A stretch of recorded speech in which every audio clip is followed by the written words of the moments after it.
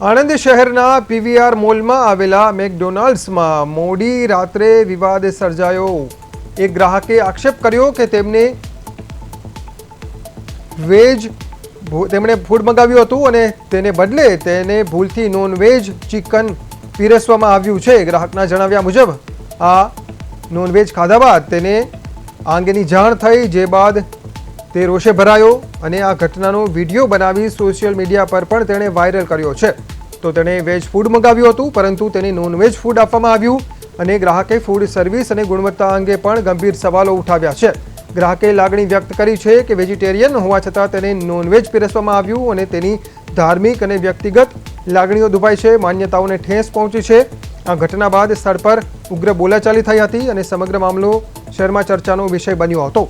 ત્યારે આજે McDonald's restaurant સામે કાર્યવાહી કરવાની ગ્રાહકે માંગ કરી છે।